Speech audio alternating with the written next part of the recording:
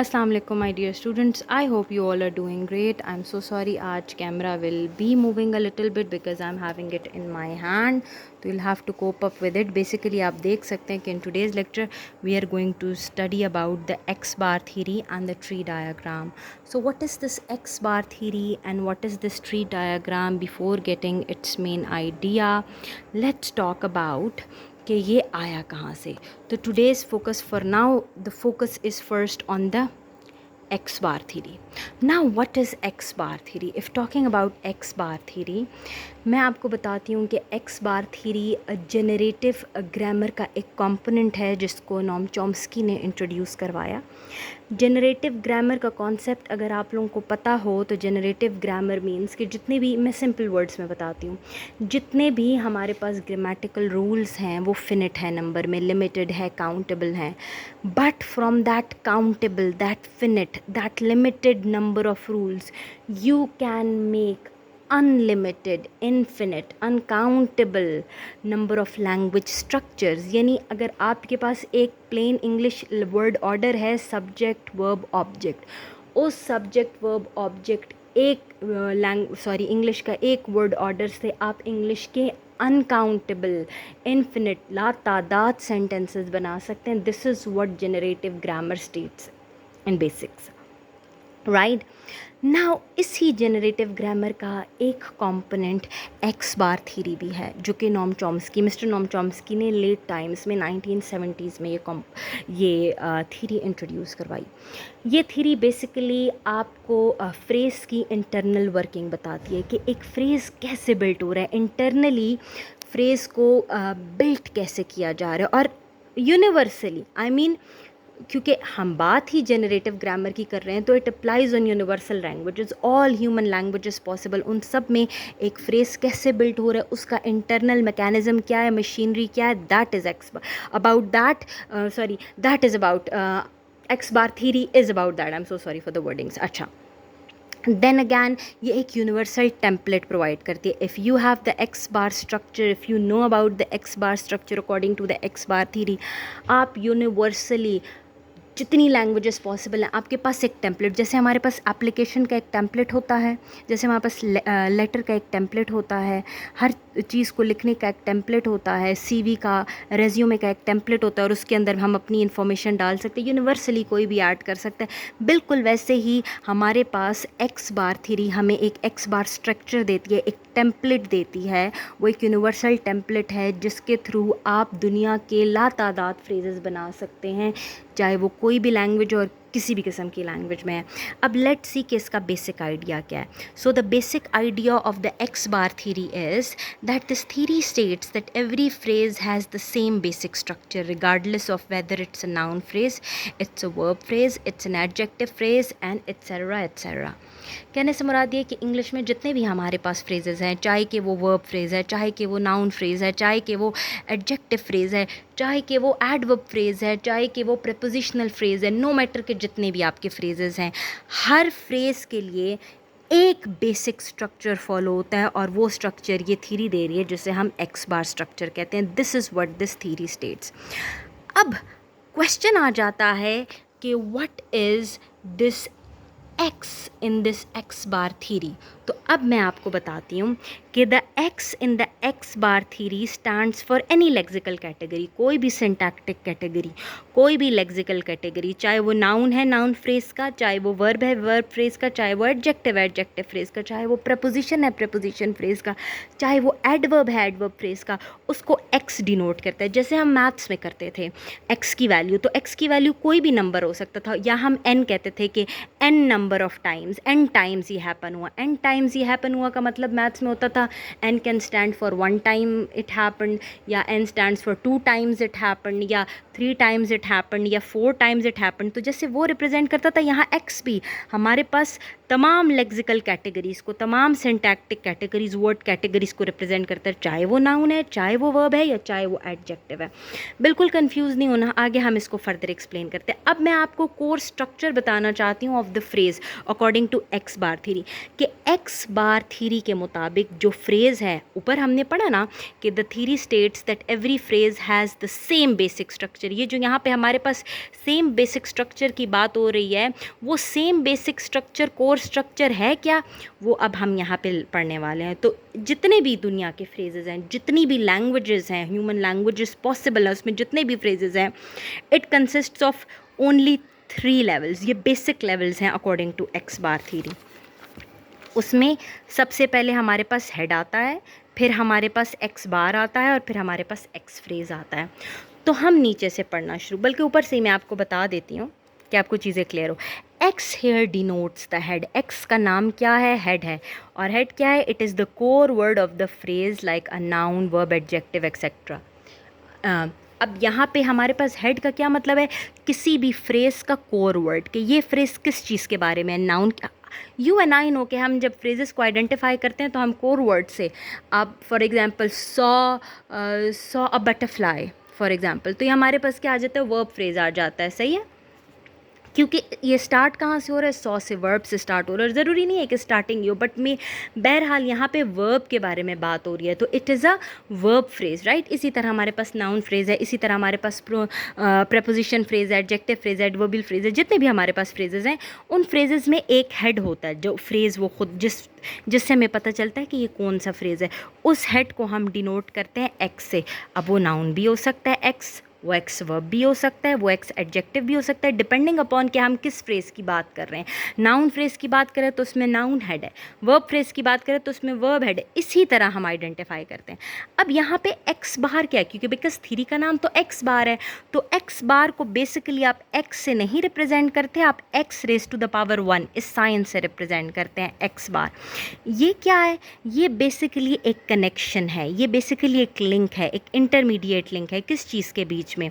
Head को उसके complement से जोड़ने का। जाहिर है, फॉर एग्जांपल मैंने बोला saw the butterfly, saw a beautiful ball, मिसाल के तौर पर, तो सॉ हमारे पास ब्यूटीफुल है, सॉरी सॉ हमारे पास एक्स है, और a beautiful saw a butterfly for example, तो सॉ हमारे पास एक्स है, और अ बटरफ्लाई हमारे पास क्या है? कॉम्प्लीमेंट। कॉम्प्लीमेंट बेसिकली क्या होता है कि जो जिस बारे में एक्स की बात, एक्स से रिलेटेड जो बात है, जो चीज़ एक्स को डिस्क्राइब, उसकी बात जो उसको दिखा रही है, बयान करी। बहरहाल आगे मैं आपको इधर, बल्कि यहाँ पर लिखा भी हुआ है, complement is it completes the meaning of the head. जो हेड के मीनिंग को कंप्लीट करता है वो हमारे पास कॉम्प्लीमेंट होता है। एक्स के बाद क्या बात हो रही है, एक्स की जिक्र, आई मीन हेड का जिक्र, इसका जिक्र क्यों हुआ यहाँ पे? वर्ब फ्रेज में वर्ब का जिक्र क्यों हुआ? नाउन फ्रेज में नाउन का जिक्र क्यों हुआ? तो वो जो क्यों का जो जवाब होता है, जो एक्स की बात को मुकम्मल कर रहा होता है, हेड की बात को मुकम्मल कर रहा होता है, एक्चुअली उसको हम कॉम्प्लीमेंट कहते हैं। तो बेसिकली एक्स बार हमारे पास ये क्या है? ये it is a connection of x, that means the head, with the complement. So it is that intermediate level जो कि x को और उसके कॉम्प्लीमेंट को आपस में कंबाइन कर रहा है, जोड़ रहा है। आगे जब मैं फर्दर समझाऊंगी तो आपको एग्जाम्पल के साथ समझ आएगा। Now what is XP? तो XP is denoted by the x phrase. वो जो पूरा फ्रेज है उसका नाम कौन सा फ्रेज है? एक्स फ्रेज है, ठीक है। तो it is the full phrase which includes the specifier and the x bar level. अब यहाँ पे क्या बात की जा रही है? ये फुल फ्रेज है जिसमें स्पेसिफायर भी होता है और जिसमें एक्स बार लेवल भी होता है। एक्स बार लेवल वही वाली चीज़ है कि एक्स बार भी होता है। दैट मीन्स कंप्लीट फ्रेज है। उस फ्रेज में हमारे पास हेड भी आता है, उस फ्रेज में हमारे पास कॉम्प्लीमेंट भी आता है। तो हेड प्लस कॉम्प्लीमेंट, तो आपके पास एक्स बार बन गया। What is the specifier ma'am? Specifier is basically what? Specifier is a modifying part, या एक मॉडिफायर सा होता है जो कि बेसिकली हेड को इंट्रोड्यूस कराता है। ज़्यादातर ये डिटर्मिनर्स जो होते हैं या आर्टिकल्स जो होते हैं, फॉर एग्जांपल द, इस टाइप के जो, या इस टाइप के जो फ्रेजेस होते हैं, फॉर एग्जांपल जैसे कि the boy, ate an apple. अब for example ate an apple यहाँ पे मेन फ्रेज है, तो द बॉय क्या है, it is a determiner phrase, it is specific. यहाँ पर डिटर्मिनर फ्रेज क्या होगा, इट्स बेसिकली अ स्पेसिफायर जो कि इंट्रोड्यूस कर रहा है किस चीज़ को, एक्स को, और एक्स यहाँ पे क्या है, एट, एक्स यहाँ पे क्या है, मेन वर्ड जो उस फ्रेज का है। तो keep in mind this one thing that you don't have to confuse x bar structure with a tree diagram. आप बिल्कुल, क्योंकि जब हम ट्री डायग्राम बनाते हैं ना बेटा, तो वो हम फ्रेज की नहीं बनाते, वो हम पूरे सेंटेंस की बनाते हैं। लेकिन एक्स बार स्ट्रक्चर आपका फ्रेज का होता है, वो सेंटेंस का भी बन सकता है, इसमें कोई शक नहीं है, वो बन सकता है, लेकिन बेसिकली एक्सप्लेन वो एक फ्रेज को ही कर रहा होता है उस पर्टिकुलर मोमेंट के अंदर। मेरी बात की समझ आ रही है आपको बेटा? अब ये चीज़ तो यहाँ पे हमारे पास आके ख़त्म हो जाती है। अब फर्दर मैं आपको इसका एक जनरल फ्रेज स्ट्रक्चर सुना देती हूँ। तो हमने पीछे वाले लेक्चर में ये पढ़ा कि यहाँ पे XP stands for the complete phrase, the full phrase, right.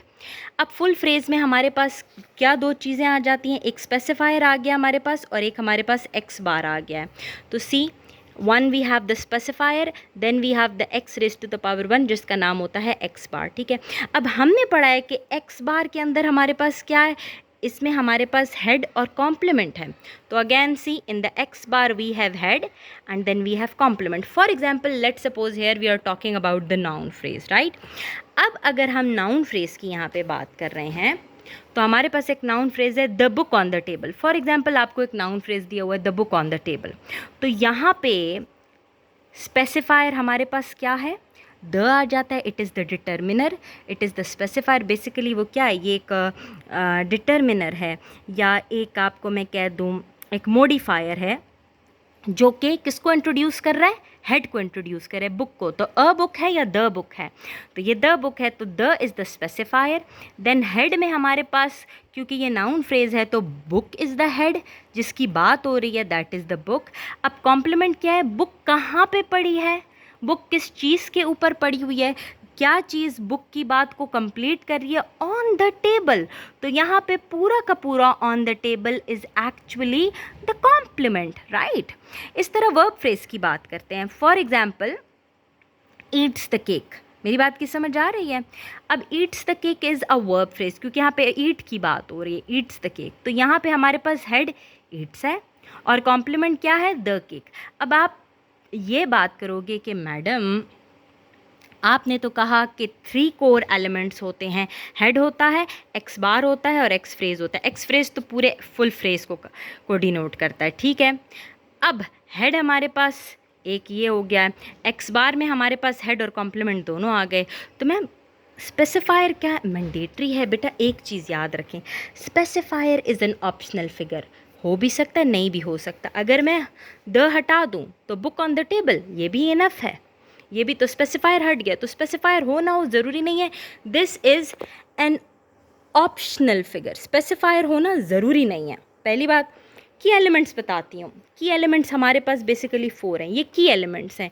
जैसे हमने पीछे पढ़ा था कोर स्ट्रक्चर में सिर्फ 3 लेवल्स होते हैं, जिसमें ये 3 लेवल्स हैं हमारे पास, लेकिन की एलिमेंट्स हमारे पास 4 हो सकते हैं, उसमें स्पेसिफायर भी है, हेड भी है, कॉम्प्लीमेंट भी है और एडजंक्ट भी है। स्पेसिफायर ऑप्शनल भी हो सकता है, इट इंट्रोड्यूसेस और modifies the phrase. For example determiners जैसे कि द है, अ है, बेसिकली एन है, ये आर्टिकल्स भी हम इनको कहते हैं, तो ये हमारे पास स्पेसिफायर्स हो सकते हैं जो बेसिकली स्पेसिफाई। शी भी हो सकता है, ही भी हो सकता है, मैं कहती हूँ कि शी ईट्स द केक, ये भी हम कह सकते हैं। तो शी, ही, हर, हिज, ये भी हमारे पास स्पेसिफायर में आ सकते हैं। क्यों? क्योंकि यहाँ पे शी, यहाँ पे ही, यहाँ पे हिज, यहाँ पे हर क्या कर रहे हैं, बेसिकली जो हेड है उसको डिस्क्राइब कर रहे हैं, उसको उसकी शुरुआत कर रहे हैं, उसको स्टार्ट कर रहे हैं, उसको किक स्टार्ट दे रहे हैं, ठीक है। तो ऑप्शनल है, आप लगाएं ना लगाएं मैटर नहीं करता, क्योंकि ये कोई पूरा सेंटेंस थोड़ी है, ये तो सिर्फ फ्रेज की बात हो रही है। Then what is the head, it is the main word that determines the phrase type, कि फ्रेज टाइप को डिटर्मिन करता है, मेन वर्ड होता है जो कि बताता है कि किस टाइप का फ्रेज है। नाउन फ्रेज है, वर्ब फ्रेज है, एडवर्ब फ्रेज है, कौन सा फ्रेज है, प्रपोजिशनल फ्रेज है, कौन सा फ्रेज है, तो वो वर्ड आपको जो है वो आपके पास हेड होता है। तो जब भी आप एक फ्रेज को देखेंगे तो वहाँ पे आप ये नहीं कहें, आप इस अक्सर बच्चे कंफ्यूज हो जाते हैं कि यहाँ पे हेड कौन सा है, क्योंकि वहाँ पे नाउन भी होता है, वहाँ पे वर्ब भी होता है। आपको आइडेंटिफाई करना पड़ेगा कि कौन से फ्रेज़ की बात हो रही है। तो अगर वर्ब फ्रेज़ की बात हो रही है तो वर्ब आपके पास हेड होगा, अगर नाउन फ्रेज़ की बात हो रही है तो नाउन आपके पास हेड होगा, ठीक है। Now what is the complement? Complement basically completes the meaning of the head, कि हेड की बात ही क्यों हो रही है, वो कैसे फ्रेज बन रहा है, उसका मीनिंग कैसे कंप्लीट हो रहा है। तो वो जैसे हम प्रेडिकेट नहीं कहते थे, rest of the sentence, remaining part, तो इस तरह यहाँ पे भी वो जो रिमेनिंग पार्ट है जो बेसिकली उस वर्ड को, उस हेड को बयान कर रहा है, कॉम्प्लीमेंट कर रहा है, उसको हम कॉम्प्लीमेंट कहते हैं। एक और चीज़ इसमें आ जाती है, अक्सर हम बहुत सारे मॉडिफायर्स भी यूज़ करते हैं। मॉडिफायर्स क्या होते हैं? जो हेड को मॉडिफाई करते हैं, हेड को और एक्सप्लेन करते हैं। स्पेसिफायर तो स्पेसिफाई करता है हेड को, वो हेड के हमेशा स्टार्ट में आता है।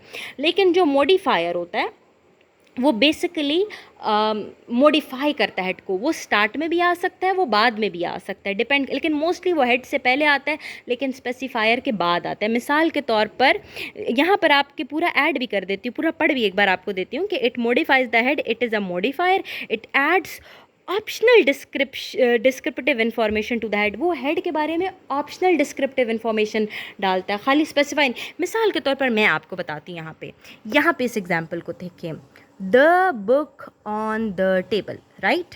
अब the book on the table यहाँ पे हमारे पास मौजूद है। यहाँ पे अगर मैं इधर एक वर्ड ऐड कर दूं, the beautiful, right, the beautiful book on the table, तो यहाँ पे ये जो वर्ड ब्यूटिफुल है ये हमारे पास मॉडिफायर है, क्योंकि स्पेसिफाई तो द कर रहा है, कौन सी बुक है, द बुक है या अ बुक है। हम यहाँ पे वन बुक भी कह सकते, तो बेसिकली हम क्या करें, उस चीज़ को स्पेसिफाई करें, वो तो आ गया। बुक हमारे पास हेड है, तो ये ब्यूटीफुल इजाफी क्या है, ये बेसिकली एक एडजेक्टिव ही है ना, बुक को बयान कर रहे हैं, फर्दर बुक को और डिस्क्राइब कर रहे हैं, एक्स्ट्रा इन्फॉर्मेशन दे रहे हैं बुक के बारे में। तो वो जो एक्स्ट्रा इन्फॉर्मेशन जो हेड के बारे में दी जा रही होती है ना, उसको हम मॉडिफायर कहते हैं। लेकिन चूँकि हम एक्स बार थ्री की बात करें, एक्स बार थ्री की सिचुएशन में, एक्स बार थ्री के टर्म्स में, हम उस मॉडिफायर को कहते हैं एडजंक्ट। सही है, यहाँ पे आ गया, तो उसका नाम, उस मॉडिफायर का नाम ADJUNCT एडजंक्ट होता है, और ये ऑप्शनल है, या है या नहीं है। देखिए यहाँ पे नहीं था, मैंने ऐड कर दिया, मेरी बात की समझ आ गई। आप चाहें तो दोनों चीज़ें ऑप्शनल हैं, आपके पास मॉडिफायर भी ऑप्शनल है, स्पेसिफायर भी। द हटा दें, beautiful book on the table, तो beautiful book on the table भी, हाँ थोड़ा सा ज़्यादा ग्रामेटिकली ठीक नहीं है क्योंकि आपको स्पेसिफायर लगाना पड़ेगा, लेकिन इन सम केसेस, जैसे कि अब यहाँ पे देखें, ईट्स द केक, तो अब ईट्स द केक हमारे पास यहाँ पे क्या है, ईट्स द केक यहाँ पे। और ये भी है कि समटाइम्स ऐसा भी होता है, sometimes in some cases modifier बात भी आ सकता है कि, for example eats a delicious cake, मिसाल के तौर पर, या ईट्स कुछ भी, मतलब आप किसी भी डायमेंशंस में से ले जा सकते हैं। लेकिन मैंने आपको क्यों इसके बाद वाला मॉडिफायर नहीं बताया, क्योंकि फिर आप कंफ्यूज हो जाएंगे कि आप कॉम्प्लीमेंट में और आप मॉडिफायर में क्या डिफरेंस करें, और ये बहुत सीनियर लेवल के लिए बात चली जाती है। इसलिए आपके लेवल के लिए बेटर है, BS तक के लिए बेटर है कि आप इतना ही याद रखें कि जो स्पेसिफायर है वो स्पेसिफाई करता है हेड को, और जो मॉडिफायर है, एडजंक्ट है, वो एक्चुअली हेड के बारे में एक्स्ट्रा एडिशनल इन्फॉर्मेशन प्रोवाइड करता है और ऑप्शनल इन्फॉर्मेशन प्रोवाइड करता है, और ऑप्शनल इन नेचर है। तो स्पेसिफायर फिर भी अक्सर ज़्यादातर मौजूद होता है, इस वजह से यहाँ पे 3 मेन कंपोनेंट्स में भी स्पेसिफायर का जिक्र लिखा हुआ है। लेकिन जो एडजंक्ट है वो कम्प्लीटली ऑप्शनल है, वो बहुत कभी अगर आपने ऐड कर दिया तो कर दिया, अगर आप ऐड नहीं करेंगे तो कोई ख़ास डिफरेंस नहीं आ जाएगा, ठीक है बेटा। तो आप ऐसा बिल्कुल कर सकते हैं, ठीक है। अगर आप, क्यों मैं स्पेसिफायर को ऑप्शनल करी हूँ, अगर आप specifier book on the table तो भी सही, अगर आप स्पेसिफायर को हटा भी दें तो मतलब ख़राब नहीं हो रहा, कोई फ़र्क नहीं पड़ा, इस वजह से मैं स्पेसिफायर को भी ऑप्शनल की कैटेगरी में डालती हूँ।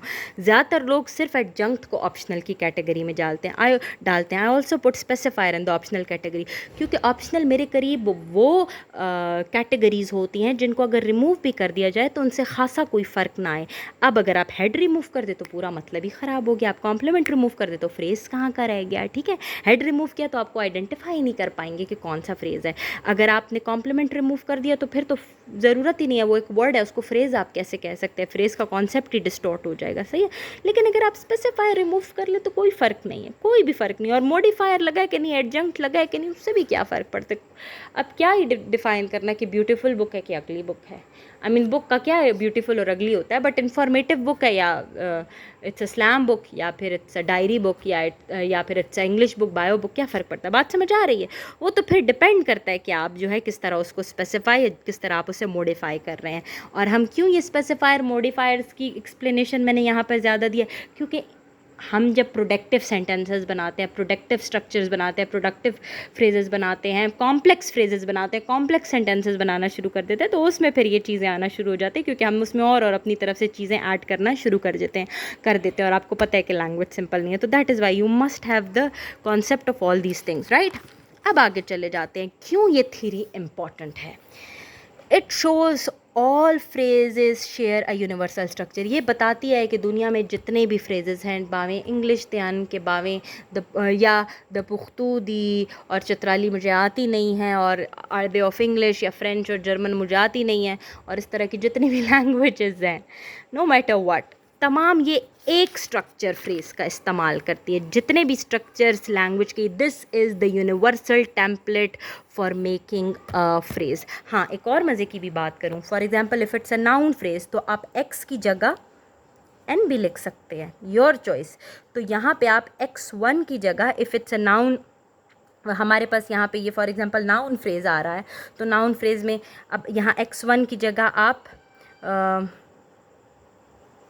एन डैश भी लिख सकते हैं। मेरी बात समझ आ रही है कि ये एक नाउन है, नाउन का वो बना है, उसमें नाउन और फिर उसमें आपके पास कॉम्प्लीमेंट है, सही है, या एन पी डैश भी। तो वो आप पे डिपेंड करता है कि अगर आप बनाना चाहें तो आप बना सकते हैं, लेकिन मेरे ख्याल से आप उस तरफ मत जाएं, वो फिर बहुत एक कॉम्प्लेक्स लेवल के ऊपर वो चीज़ आ जाती है और आप परेशान हो जाएंगे, और फिर आप ट्री डायग्राम और फ्रेज स्ट्रक्चर रूल में ट्री डायग्राम और एक्स बार स्ट्रक्चर में डिफरेंशिएट नहीं कर पाएंगे। तो इट्स बेटर कि आप इसके जो ओरिजिनल साइंस हैं, जो कि रूल में आए हैं, उसी के साथ स्टिक करें, ठीक है बेटा। Now next what, it helps us understanding how sentences are built in a hierarchical and rule based way. ये हमें क्या बताते हैं कि सेंटेंसेस कैसे एक हायरार्की क्या ऊपर से शुरू होती है, बड़े पहले क्या था, फिर उसके बाद क्या था, फिर उसके बाद क्या था, फिर उसके बाद क्या था। हायरार्की कभी भी लीनियर नहीं होती, हायरार्की हमेशा वर्टिकल होती है, अगर आपने नोट किया। पहले क्या आया, फिर क्या आया, फिर क्या आया, फिर क्या आया। तो ये हमें एक हायरार्कल वे में सेंटेंसेस को समझने का मौका देती है, या वो आपको एक रास्ता पेव आउट करती है, ठीक है। और आपको खाली हायरार्कल नहीं बल्कि एक रूल बेस्ड वे में। तो जब आपको फ्रेज़ का रूल पता होगा तभी तो आप सेंटेंस बना सकेंगे, तभी तो आपको सेंटेंसेस का जो है ना प्रॉपर एक हायरार्कल वे समझ आएगा। तो इसीलिए ये वेरी वेरी वेरी इंपॉर्टेंट है, राइट। अब आ जाते हैं ट्री डायग्राम पे। मेरे ख्याल से आपके लिए एक्स बार थ्योरी की इतनी एक्सप्लेनेशन काफ़ी है। अभी हम जब ट्री डायग्राम करेंगे, याद रखें बेटा, when you are talking about tree diagram, when you are talking about the x bar structure और X bar theory, you are talking about the phrase structure rules, ये तीनों आपस में इंटरकनेक्टेड कॉन्सेप्ट हैं। आप ये सेपरेटली कभी भी समझ नहीं पढ़ सकते। तो अब जब हम ये पूरा लेक्चर पढ़ लेंगे तो एंड में आपको, जबकि अब आप शायद ये सोचें कि मैम ने तो यहाँ पे ख़त्म कर दिया एक्स बार थ्योरी को, यहाँ पे एक्स बार थ्योरी ख़त्म नहीं हुई। हाँ, थ्योरेटिकली अगर देखा जाए तो ख़त्म हो गई है, लेकिन यहाँ पे ख़त्म नहीं हुई। आगे आप देखेंगे कि इसका कनेक्शन कैसे ट्री डायग्राम के साथ आ रहा है, इसका कनेक्शन कैसे फ्रेज स्ट्रक्चर रूल्स के साथ आ रहा है।